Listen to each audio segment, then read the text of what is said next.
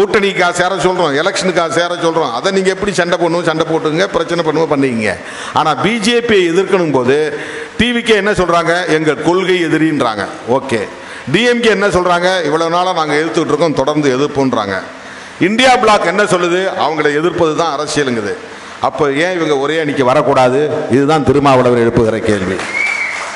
இதில் என்ன தப்பு இருக்குது? பாகுபாடு என்பதுதான் சனாதனம். இங்க இருக்கிற எவனுக்கு அதெல்லாம் புரியாது. இவர் சனாதன எதிர்ப்புங்கிறாரு, அப்புறம் ஏன் கோயிலில் போய் கும்பாபிஷேகம் நடத்துறாருன்னா, கும்பாபிஷேகம் எங்க அம்மா நடத்துது, எங்க அப்பா நடத்துறான், என் அண்ணன் நடத்துறான், என் தம்பி நடத்துறான். என்ன அவன் கூப்பிடுறான், நீ கூப்பிட மாட்ட. உனக்கு கூப்பிடுற அளவுக்கு உனக்கு மெச்சூரிட்டி கிடையாது, உனக்கு பரந்த மனப்பான்மை கிடையாது, உனக்கு எப்போதுமே ஒரு புத்தி இருந்துகிட்டே இருக்கு. இவனெல்லாம் இங்க கூப்பிடக்கூடாதுன்னு ஏன் சொந்தம் பந்தம் என்ன கூப்பிடுறான், நான் போறேன். உணர்வுகளை மதிக்கிறேன், உணர்வுகளை மதிக்கிறேன். நான் போய் அப்பா என்னை எப்படியாவது முதல் மந்திரி ஆக்குன்னு நான் சாமி கும்பிடல, என்னை எப்படியாவது பிரதமர் மந்திரி ஆக்குது அப்படின்னு நான் சாமி கும்பிடல, எனக்கு எப்படி 100 வயசு ஆயுள் கொடுன்னு நான் போய் சாமி கும்பிடல.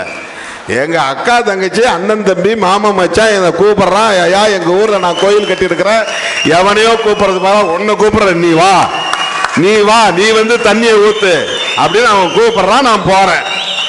உடனே இவனுக்கு வந்து அவனுக்கு அவங்களால புரிஞ்சிக்க முடியாது. இந்த அரசியலெல்லாம் புரிஞ்சுக்கிற அளவுக்கு மூளை கிடையாது அவனுக்கு. இந்த அரசியலை புரிந்து கொள்ளக்கூடிய அளவுக்கு மூளை உள்ளவன் எவனும் இல்லை. அவனுங்க பார்த்து திருமாவளவன் தடுமாறுகிறாருங்கிறான், மாற்றி மாற்றி பேசுகிறாருங்கிறான். ஏன்னா இந்த லீடர்ஷிப்பை எப்படியாவது டேமேஜ் பண்ணணுங்கிறது அவன் நோக்கம். திருமாவளவன் என்கிற தலைமைத்துவத்தை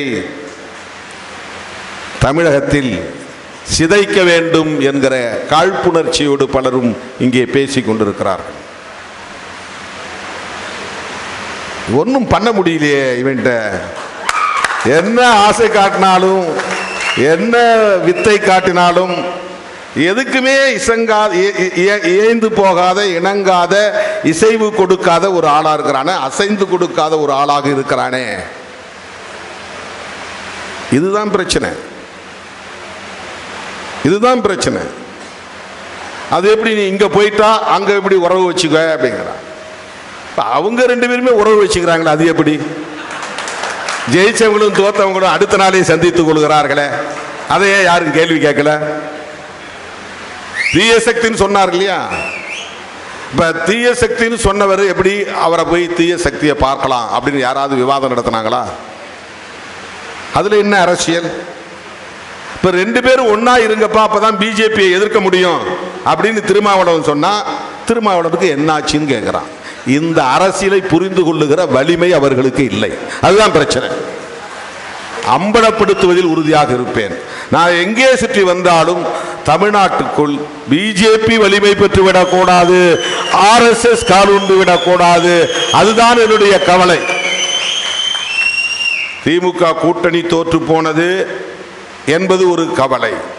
அதை விட நம் கண் முன்னாலேயே அதிமுகவை இப்படி சிதறடிக்கிறார்களே என்ற கவலை.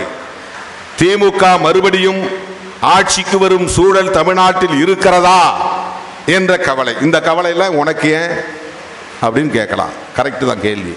இது சராசரி மனிதர்களுடைய பார்வை. இதுதான் ஒரு ட்ரெடிஷனல் அப்ரோச், அதாவது ஒரு மரபு வழி அணுகுமுறை. நீ அதை தாண்டி நான் கவலைப்படுகிறேன்.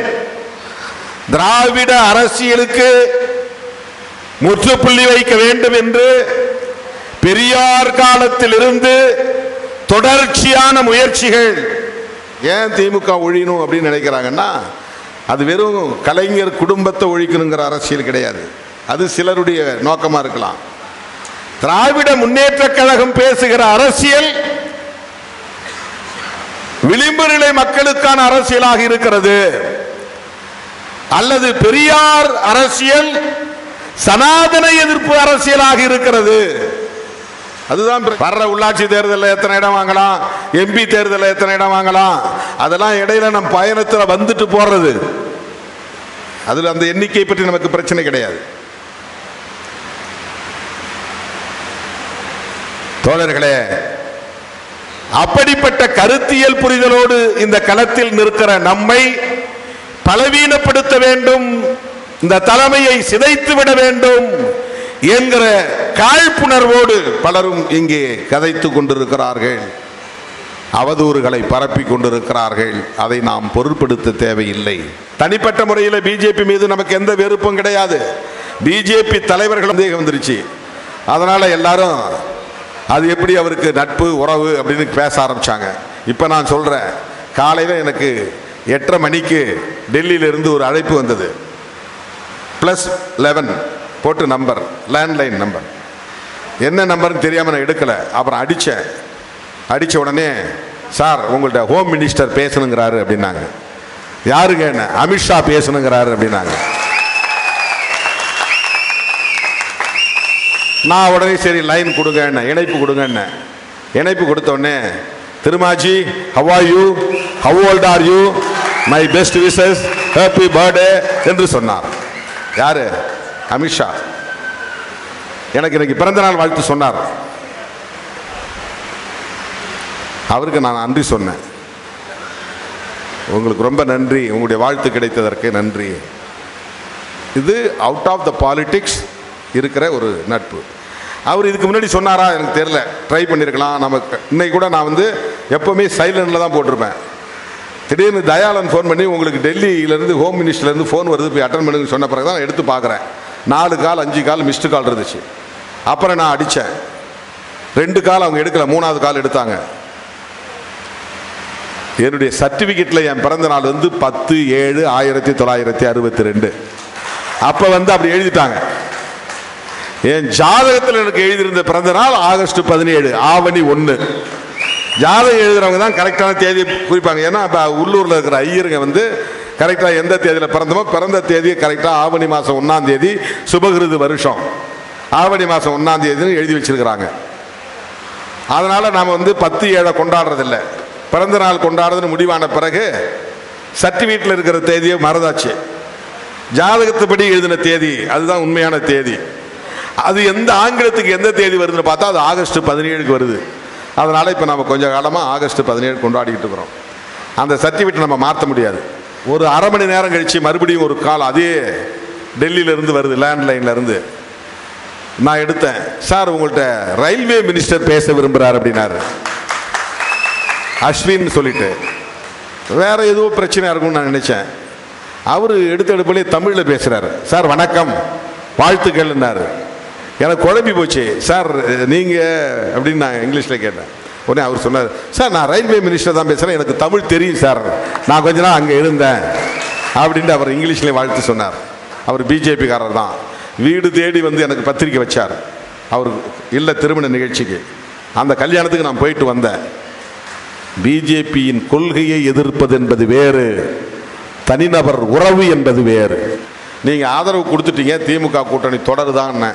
திமுகவோட நல்ல நட்பில் தான் இருக்கிறோம், உறவு தொடர்கிறதுன்னு சொன்னேன். உடனே அது எப்படி இங்கேயும் போவீங்க அங்கேயும் போவீங்களா, அங்கே ஒரு காடு இங்கே ஒரு காடு. இது தமிழ்நாடு ட்ரெடிஷ்னல் பாலிடிக்ஸ். பேசக்கூடாது, இங்கே போனால் அங்கே பேசக்கூடாது. ஜெயலலிதா அம்மா இருந்தப்போ அதிமுக தலைவர்கள் யாராவது அவளை பார்த்து தான் ஓட்ட முடிச்சிருவாங்க. வேண்டாம் வேண்டாம் வேண்டாம், ஃபோட்டோ எடுத்து எவனாவது அனுப்பிச்சிடுவான் அப்படி மிரட்டி வச்சிருந்துருக்காங்க அதிமுக திமுக தொண்டர்கள்ட்ட. இந்த அரசியல் இந்த தாக்கம் இன்னும் இருக்கு. அதை முதல்ல உடைச்சவன் திருமாவளவன். நான் திமுக கூட்டணியில் இருக்கும் போதே அப்போல்லா மருத்துவமனைக்கு நான் போனேன், நான் வந்தேன். அதுக்கு பிறகுதான் ஒவ்வொரு தலைவராக போனாங்க. அந்த மரபு வழி அரசியல் கலாச்சாரத்தை உடைத்தவன் திருமாவளவன். இப்ப ஏன் அவங்க ஒன்னா சேர, கூட்டணிக்காக சேர சொல்றோம், எலெக்ஷனுக்காக சேர சொல்றோம். அதை நீங்க எப்படி சண்டை போடணும் சண்டை போட்டுங்க, பிரச்சனை பண்ணுவோம் பண்ணிக்கங்க. ஆனா பிஜேபியை எதிர்க்கணும் போது டிவிக்கே என்ன சொல்றாங்க, எங்கள் கொள்கை எதிரின்றாங்க. ஓகே, டிஎம்கே என்ன சொல்றாங்க, இவ்வளவு நாளா நாங்க எதிர்த்துட்டு இருக்கோம், தொடர்ந்து எதிர்ப்புன்றாங்க. இந்தியா பிளாக் என்ன சொல்லுது, அவங்களை எதிர்ப்பது தான் அரசியலுங்குது. அப்போ ஏன் இவங்க ஒரே அணிக்கு வரக்கூடாது? இதுதான் திருமாவளவர் எழுப்புகிற கேள்வி. இதுல என்ன தப்பு இருக்குது? கேரளாவில் காங்கிரஸ் இடதுசாரிகளும் பயங்கரமான மோதல். பினராயி விஜயன் RSS காரர்னே பேசுறாரு. ராகுல் காந்தி அங்க இந்தியா பிளாக்ல கூட்டணியில மார்க்சிஸ்டும் உட்காருது, காங்கிரஸும் உட்காருது. மேற்கு வங்கத்தில் மம்தா பானர்ஜிக்கும் காங்கிரஸுக்கும் சண்டை. ஆனா இந்தியா பிளாக்ல 2 பேரும் வந்து ஒண்ணா உட்கார்றாங்க. தமிழ்நாட்டில் அப்படி ஒரு அரசியல் நடக்கக்கூடாதா? இதை திருமாவளவன் சொன்னா உங்களால் அதை புரிந்து கொள்ள முடியாதா? உங்க கட்சியிலிருந்து ஆளை தூக்குறாங்களே, இப்ப கூட நான் ரெடியா இருக்கிறேன். எவ்வளவு பேர் வேணும் நானே அனுப்பி வைக்கிறேன். எங்க பாசறையில் உங்களுக்கு தேவையான அளவுக்கு படைத்தளபதிகள் உருவாகி இருக்கிறார்கள் என்றால் அது எனக்கு மகிழ்ச்சி தானே.